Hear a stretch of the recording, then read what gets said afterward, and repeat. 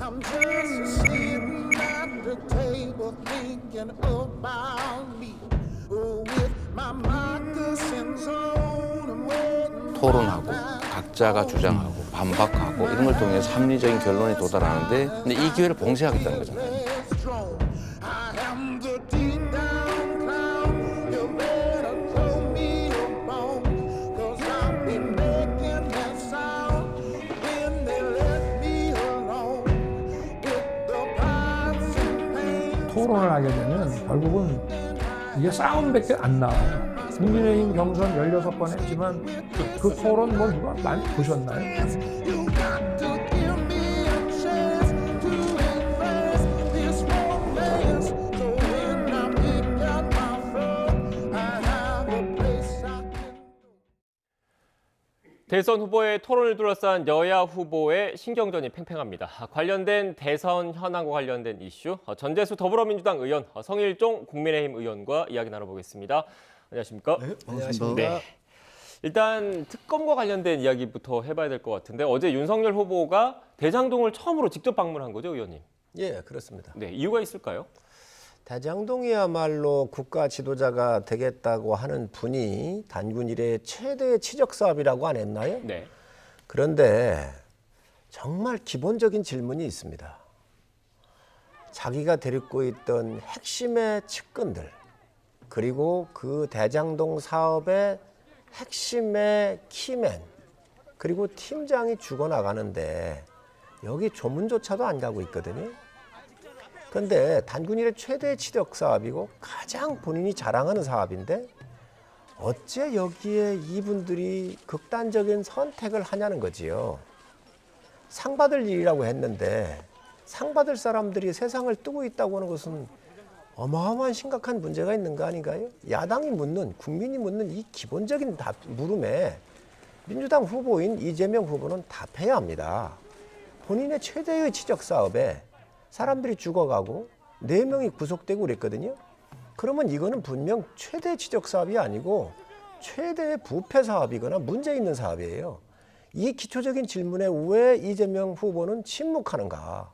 저는 이거에 대답을 해야 된다고 생각을 합니다. 대답을 안 하기 때문에 후보가 갈 수밖에 없는 것이고요. 또 두 번째로 인간적인 측면에서 대개 조그만 중소기업 사장도 그렇고 또 부처를 이끌고 있는 국장들만 해도 그렇습니다. 직원들이 열심히 일하거나 또 교통사고가 나서 무슨 일이 있다고 한다면 가서 밤을 새우는 것이 가장 기본적인 그런 그 조문의 형태 아닌가요?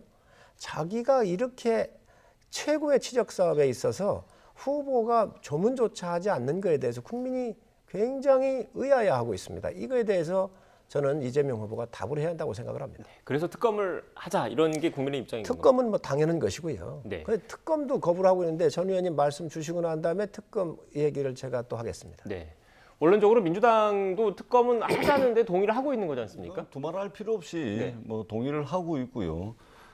지금 이제 뭐 국민의힘 입장, 특히 이제 윤석열 후보의 입장에 비춰보자면 결국은 이제 김건희 씨와 관련된 여러 가지 의혹들, 지난 13년 동안 5개 대학의 18가지에 이르는 허위 이력, 허위 경력, 이력과 경력을 부풀리게 한 것, 허위 수상실적, 수상실적을 부풀리게 한 것, 결국은 김건희 씨가 학교 진학을 위해서 그렇게 한 것도 아닌데 뭐가 문제냐. 사과할 의향이 있다. 죄라면 그것도 죄다. 이렇게 대응을 하다가 그리고 윤석열 후보는 한 걸음 더 나아가지고 민주당의 기획공세다. 또는 민주당의 가짜뉴스다. 이렇게 주장을 하다가 결국은 지지율이 떨어지니까 떠밀려서 이제 사과를 한 것이죠. 저는 뭐 사과 자체를 폄훼하거나 평가절하할 그런 그 마음은 전혀 없습니다. 사과는 잘했습니다. 근데 결국은 지지율 때문에 사과를 한 것이죠. 윤석열 후보와 국민의힘 입장에서는 지금 당장 발등에 떨어진 김건희의 강을 건너야 되는데 강을 건너기 위해서 뾰족한 수가 없는 것이죠. 그러다 보니까 이제 대장동으로 이제 간 것이죠. 아주 급하게 준비가 된 그런 이제 일정인 것 같고, 그거 외에는 국민의힘이 지금 뭐 이 김건희 씨 이 공정과 상식으로 포장됐던, 공정과 상식을 대변한다고 이야기됐던 윤석열 후보의 공정과 상식이 아주 뿌리째 흔들리다 보니까 지금 이렇게 하는 것 같고요. 대장동은 제가 누누이 말씀을 드리지만 LH의 공영 개발을 막은 세력도 국민의힘과 그 관계자들이고, 금전적으로 경제적으로 이렇게 이득을 본 사람도 50억 클럽부터 시작해가지고 곽상도 의원 아들 50억, 이런 문제도 전부 국민의힘 아니면은 그 관계자들이고, 윤석열 후보는 수사를 했음에도 불구하고 기소조차 하지 않았던 이 범죄자들의 초기 사업자금 1,100억이라는 불법 대출을 받은 것에 대해서도 지금 이런 방구 언급이 없고, 화천대유 관계자들이 하필이면 윤석열 후보 부친의 부동산을 매입을 하는데 이런 부분들에 대해서도 언급을 없고, 그러니까 계속해서 지금 지난 9월 이후에 이 대장동이 나오고 있는데 이재명 후보와 관련해가지고 나온 게 없지 않습니까? 얼마나 많은 언론들이 이야기를 했고 국정감사에서 국민의힘에게 그렇게 판을 깔아줬음에도 불구하고 나온 게 없지 않습니까? 그러니까 김건희의 강을 건너야 되는 그런 조급한 마음은 알겠지만 엄한 거 가지고 이렇게 물타기 하는 것은 제가 볼 때는 본질을 흐리는 행위다, 이렇게 생각을 합니다. 전 의원님 민주당에서 주시는 말씀 저희가 일정 부분 또 비난할 수 있다고 생각을 합니다. 또 김건희 씨의 여러 가지 사과를 드렸지만 또 이런 부분에 대해서 공세를 하고 하는 거에 대해서 저희가 그거에 대해서 반박할 생각이 없습니다. 또 분명히 여당의 입장에서는 그렇게 할 것입니다. 그러나 중요한 것은 지금 이 대장동에 대해서 사람의 생명만큼 중요한 게 없잖아요. 사람이 자기 부하가 지금 현재 세상을 떴어요. 2명이나 떴습니다. 그러면 이거에 대해서 원인이 왜 그런지 본인 입장이라도 얘기해야 될 거 아닙니까? 아니, 이분이 모른다 그랬잖아요. 근데 모르는 게 아닙니다. 세상에 세미나 할 때 같이 주제 발표를 했거든요. 함께 해외여행을 10박 11일 갔다 왔습니다. 모른다고 그러죠. 사진이 나오고 나니까 인지를 못했다 그래요. 이 사업 잘했다고 상 주지 않았습니까? 그리고 해외여행 갈 때는 다른 사람이 있었다고 그래요. 그 사람들 빼고 이 사람 다시 넣은 거예요. 유동규하고 두 분을. 유동규도 측근이냐? 측근 아니라고 그랬잖아요. 세상에 이러한, 그런데 문제는 뭐냐면 이재명 지사가 공권력을 가지고 성남시장으로서 모든 책임을 갖고 있는 자리에 있었던 분이에요. 본께서 얘기하셨듯이 이거 설계하고 감독했던 분이고 결제했던 분이잖아요. 네. 이런 사안에 있어서 지금 이걸 왜 덮으려고 하십니까? 문제가 있으면 당당하게 나오십시오. 그럼 말로는 특검한다 그래요. 특검을 지금 받고 있습니까? 안 받고 있지 않습니까? 그래놓고 지금 와가지고 상설 특검 얘기를 하는데, 아니 박근혜 대통령 때도 특검법에서 처리를 했습니다. 다 지금 민주당이 요구를 다 수용을 했습니다. 그러니 떳떳하면 여기에 그렇게 정말 먼지 한 톨 1원이라도 받은 게 없다고 그러면 특검 받으십시오. 네. 저는 한 말씀만 짧게 드리고, 저는 성일조 의원님께서 무슨 말씀을 하시는지 잘 이해가 안 됩니다. 왜냐하면 그러니까 이제 돌아가신 분하고 이재명 후보하고 어떤 비리로 연관이 돼 있는 겁니까?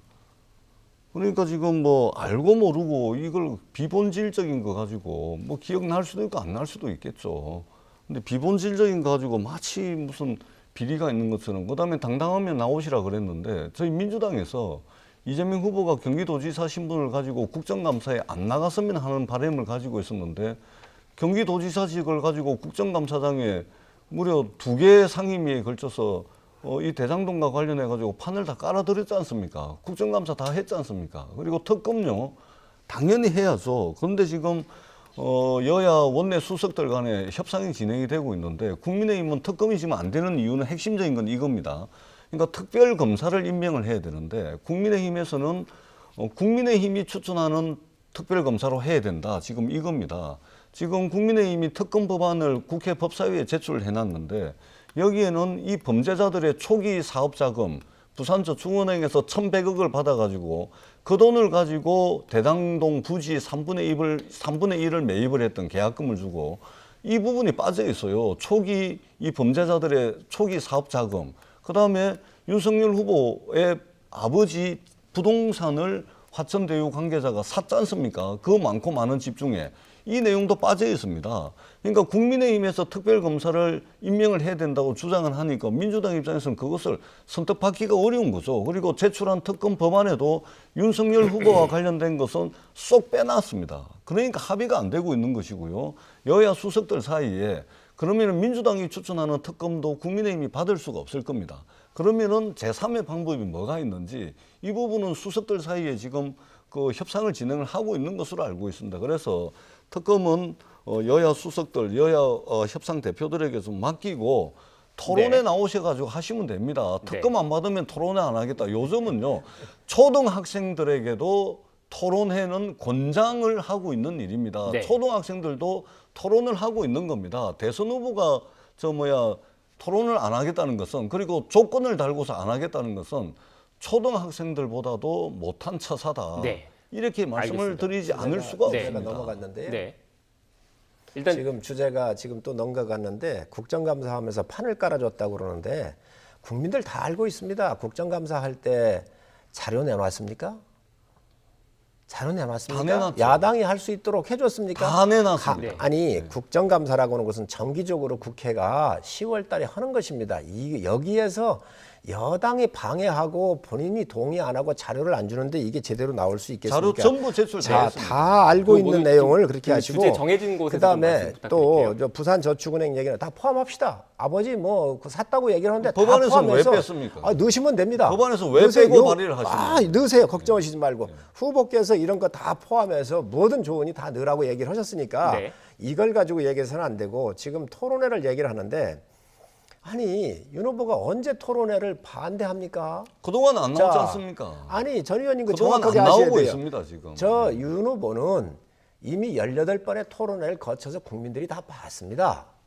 그리고 전번에도 나오셔가지고 방송 토론회를 기피한다고 그러는데 이 방송 전에 방송 토론회 안 나갔습니까? 다 나가고 있지 않습니까? 그런데 이재명 후보 보십시다. 다 거짓말입니다. 입만 열면 거짓말입니다. 그리고 정책을 다 뒤집습니다. 이런 신뢰성 없는 후보하고 이 토론회를 한들 무슨 의미가 있겠습니까? 그러니 본인이 내세웠던 철학이 됐든 정책이 됐든 일관성이 있어야 되고 그리고 심지어 자기 부하들이 죽어나가는데 그 사진이 있으면 내놓아도 인지를 못했다고 하는 사람하고 어떻게 토론을 할 수 있습니까? 네. 그러나 국가가 정해져 있는 이 3번의 토론회는 법적으로 되어 있기 때문에 안 할 수 없겠지만 이러한 부분들이 정리되고 정직하게 후보가 정돈이 된다고 한다면 저희 피할 생각이 없다는 말씀 분명히 말씀드립니다. 일단 그 논의의 진전을 위해서 그리고 또 시청자 여러분 이해를 돕기 위해서 제가 좀 정리를 한번 좀 하고 가야 될 것 같아요. 일단 두 분 모두 현직 국회의원이시니까 관련된 논의를 좀 하겠습니다. 현재 대장동 특검과 관련해서 가장 핵심적인 부분은 상설특검으로 할 것인지 아니면 개별적으로 특검법을 발의해서 할 것인지 이 충돌되는 지점이 하나가 있고 특검의 형식과 관련된 부분이야. 그리고 특검의 그 수사 대상과 관련해서는 일단 두 분 모두 의견이 어느 정도 좀 일치가 되는 것 같아요. 그러니까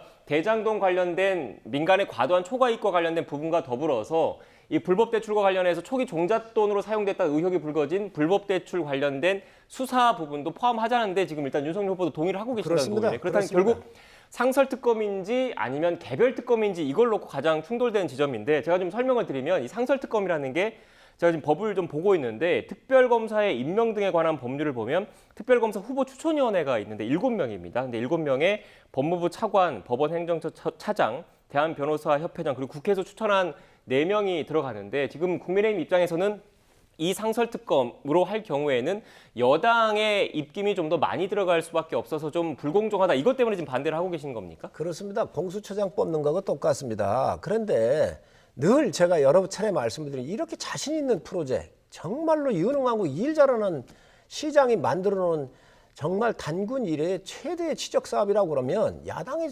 전거하는 그 특검법을 왜 못 봤습니까? 왜 꼭 이 상설 특검으로 하려고 하는 것이죠?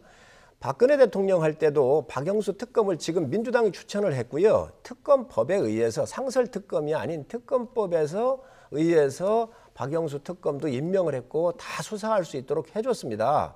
그런데 본인이 가장 이렇게 훌륭한 정책과 큰 사업 실적을 내놨는데 뭐가 두려워서 상설 특검을 하자는 것이지요? 왜 여당이 4대3으로 유리한 법무부 차관, 뭐 법원 행정처장 이런 사람 들어가 있는 이 사람들에 의해서 하자는 건지 이해할 수가 없습니다. 그렇기 때문에 정말로 자신 있으니 특검법을 받으시라는 겁니다. 그러니까 우리 성일종 의원님이나 국민의힘에서는 과연 뭐가 두렵길래 국민의힘 원내 지도부에서 당론으로 발의한 특검 법안에 범죄자들의 초기 사업 자금의 출처인 부산저축은행은 왜 뺐을까요?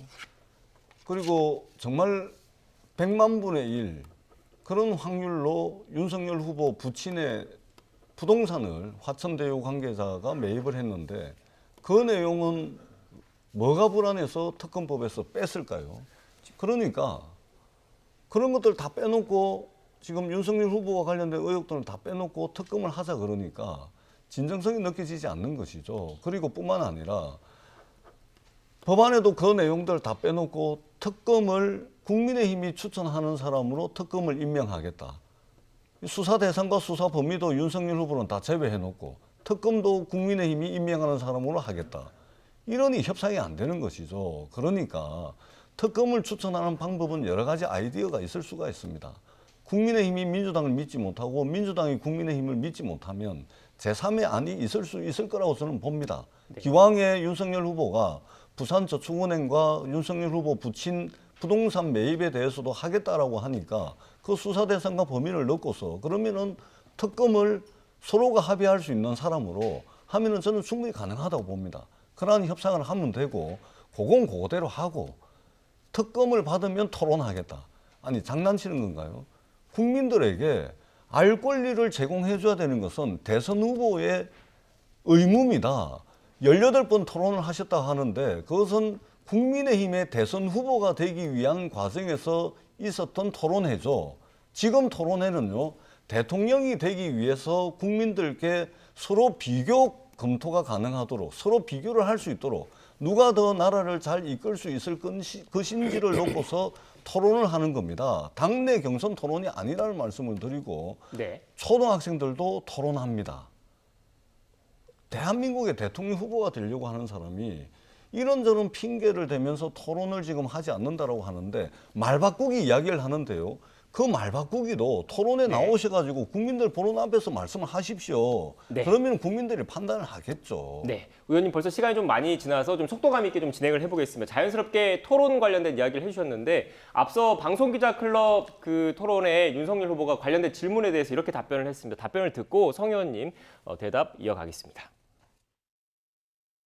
지금 이 검찰의 또는 이 정권의 태도를 보면 이건 확정적 범죄라는 걸 스스로 자인하는 것인데 이런 중범죄 그 확정적 거의 다른 변명의 여지가 없는 이런 후보와 국민들 앞에서 정해진 정도의 토론이 아니고 이거를 마치 미래 비전을 얘기하는 것으로서 물타기 하려는 이런 정치 공세적 토론 제의는 그걸 받아들인다는 것은 야당 후보로서 좀 취하기 어려운 태도이기 때문에 말씀을 드리는 것입니다.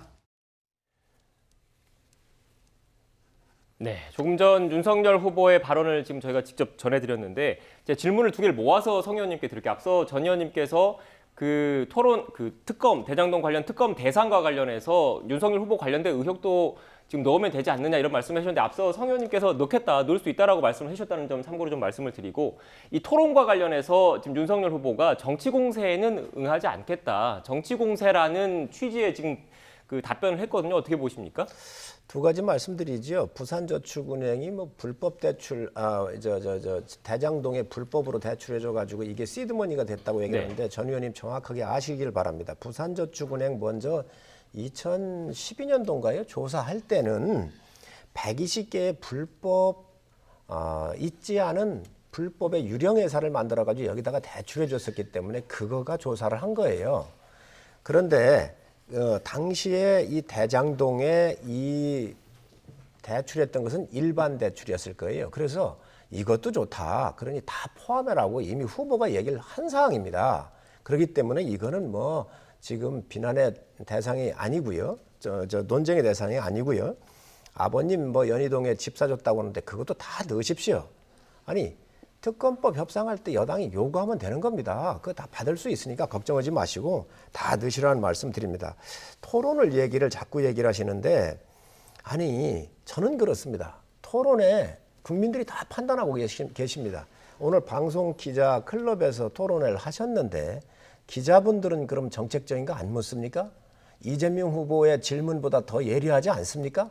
더 전문적이고 더 예리한 것도 다 대답을 하고 있습니다. 그런데 지금 이재명 후보가 입만 열면 말을 바꾸잖아요. 박근혜 대통령 존경한다고 하더니 진짜 존경하는 줄 알더라 이래야 하지 않습니까? 광주에 가가지고 이재명 후보가 전두환 대통령 저 동상을 밟고 지나가지 않았습니까? 경상도 가서 어떻게 했습니까? 거기 가가지고 3조 호황 같은 경우에 경제적인 일은 아주 의미가 있다. 이렇게 또 축혀 세웠습니다. 비난의 강도가 세지니까 또 뭐라 했습니까?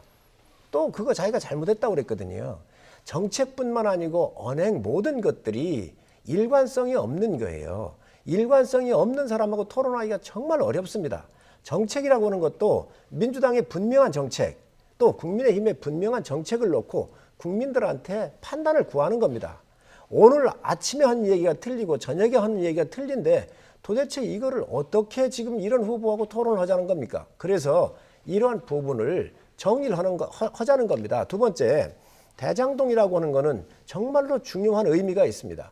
공권력을 가지고 국민들의 땅을 다 수용을 해가지고 600만 원 가는 땅을 280만 원 수용을 해가지고 7명한테 1조 원 가까운 돈을 준 거 아닙니까? 이 범죄 행위에 여기에 있다라고 많은 분들이 알고 있고 또 이 혐의를 받고 있습니다.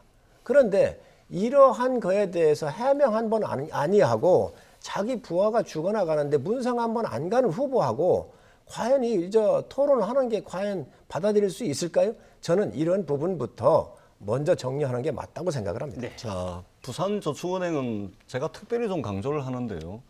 부산저축은행의 본점이 부산 북구 제지역구입니다.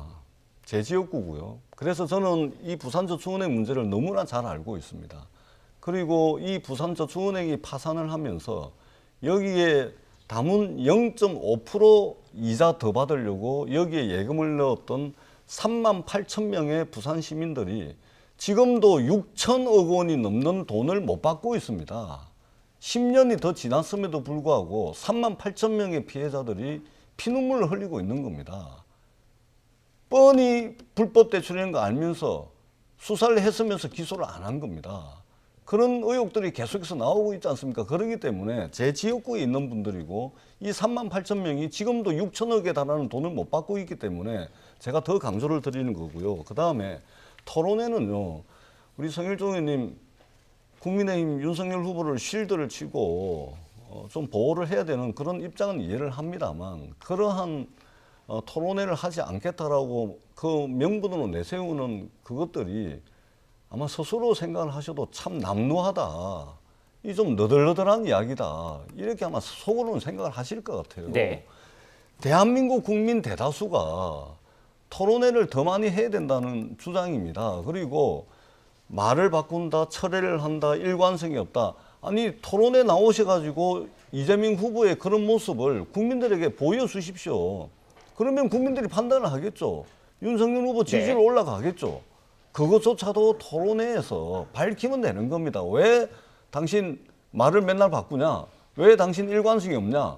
토론회 나오셔가지고 물어보고서 국민들한테 내보여가지고 서로 비교할 수 있도록 그런 자리조차 마련하지 않겠다는 것은 저는 정말 무책임하다 이렇게 말씀드리겠습니다. 두 분께서 뭐 대장동 특검과 관련해서 하실 말씀이 많겠지만 일단 저희가 오늘 핵심 쟁점이 무엇이고 왜 이렇게 협상에 진척이 없는지를 좀 그 두 분을 통해서 일단 그 짚어드리기 위해서 좀 시간을 좀 비중을 두고 얘기를 나눠봤고요.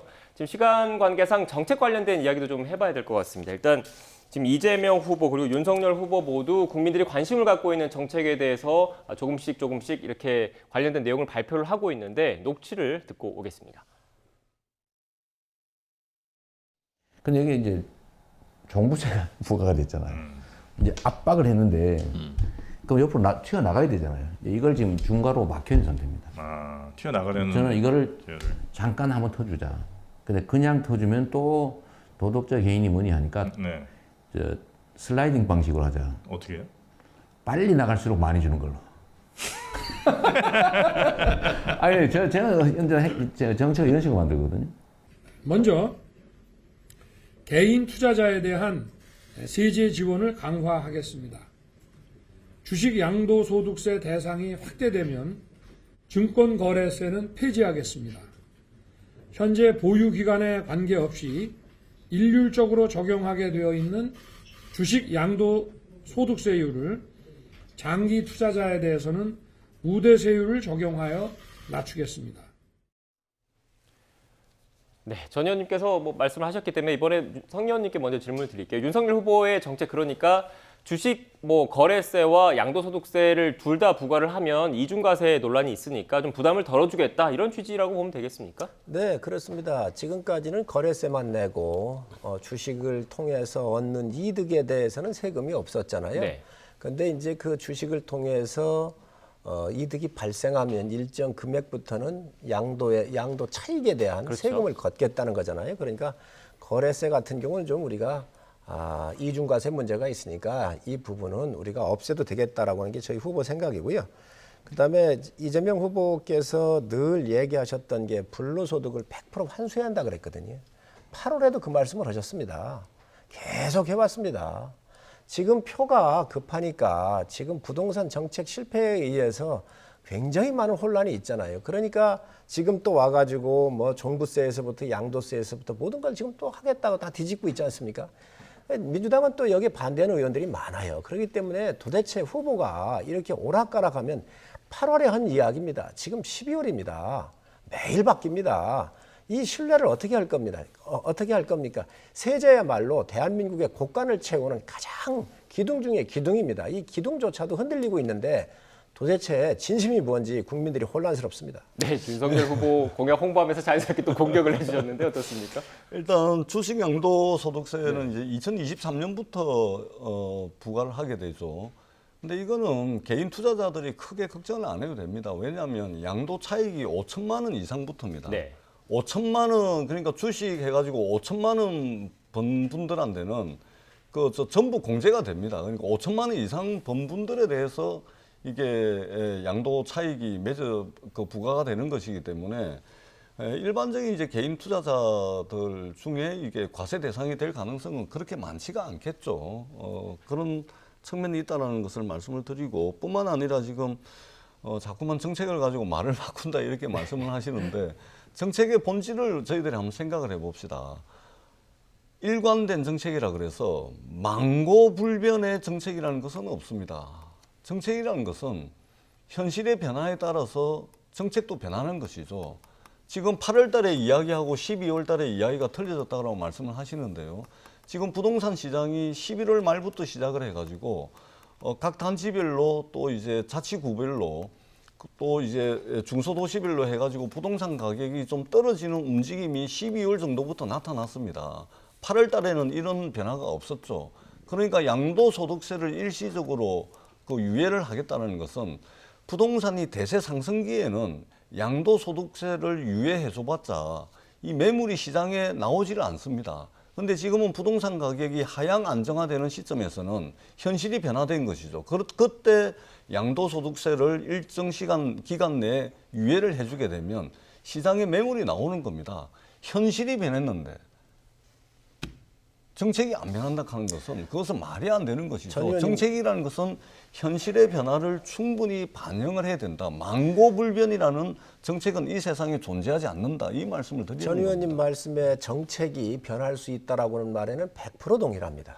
그러나 그 정책을 다루면서 6개월, 1년도 내다보지 못하는 지도자라고 하면 국가 경영 능력이 없다는 거예요. 정책이라고 하는 것은 1년, 2년, 3년을 먼 미래를 보고 짜는 거 아닙니까? 시대의 변화에 조금씩 수정할 수 있고 또 100% 변화할 수도 있습니다. 그러나 이재명 후보가 내놓는 이 정책들은 아침 저녁으로 바뀌고 있잖아요. 아침 과연 저녁으로 바뀌는 거 예로 한번 들어보죠. 이게 정말 있을 수 있는 아니 아침 저녁으로 바뀐 거 예를 한번 들어보죠. 아니 제가 좀 너무 강하게 얘기한 것 같은데 8월 달에 이야기한 이 100% 소득을 불로소득을 다 환수해야 한다 그랬잖아요.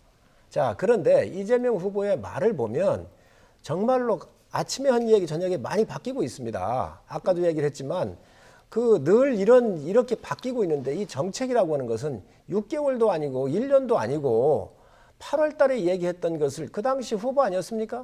그런데 이제 정식 후보가 됐지만 지금 이런 것 같은 경우 매일 이렇게 바뀐다고 한다면 이 정책의 일관성을 어떻게 유지할겠어요? 지도자는 길게 볼 줄 알아야 합니다. 동의합니다. 예. 자, 그런데 이렇게 자꾸 바뀌는 정책을 가지고 저는 국민의 혼란 줘서는 안 된다고 생각합니다. 자, 저도 짧게 좀 말씀드리겠습니다. 자꾸만 이제 이재명 후보와 관련돼서 저희들이 좀 새겨드려야 될 말씀도 있습니다. 조금 전에 말씀하셨듯이 장기적 안목을 가지고 정책의 일관성을 유지하는 것은 정말 중요한 문제입니다. 그런데 국민의힘이 이재명 후보의 특히 부동산과 관련된 입장 변화에 굉장히 민감하게 반응을 하시는데 그것은 왜 그러냐면 실패한 부동산 정책을 아무런 수정 보완 없이 이재명 후보도 그대로 들고 나오기를 바라고 있을 텐데 잘못된 그리고 실패한 부동산 정책을 인정을 하고 실패한 부동산 정책을 보완하고 대책을 마련해 가지고 변화를 꾀야 하니까 국민의힘이 이제 아쉬운 겁니다. 실패한 부동산 정책을 어떻게 그대로 안고 가겠습니까? 오래된 것은 가게 돼 있는 것이고 새로운 것이 이제 다가오고 내년 3월 9일이면 새로운 정권이 들어서게 되는데 어떻게 실패한 부동산 정책을 아무런 수정 보완도 없이 그대로 안고 가야 되겠습니까? 그리고 국민의힘이 계속해서 지금 해가 떠서 해가 질 때까지 이재명 후보 말 바꾸기 공격을 하고 계시는데요. 저는 현실을 그대로 받아들이시고 이재명 후보의 변화된 부동산 정책에 대해서 그 정책에 대한 논쟁을 좀 했으면 좋겠다.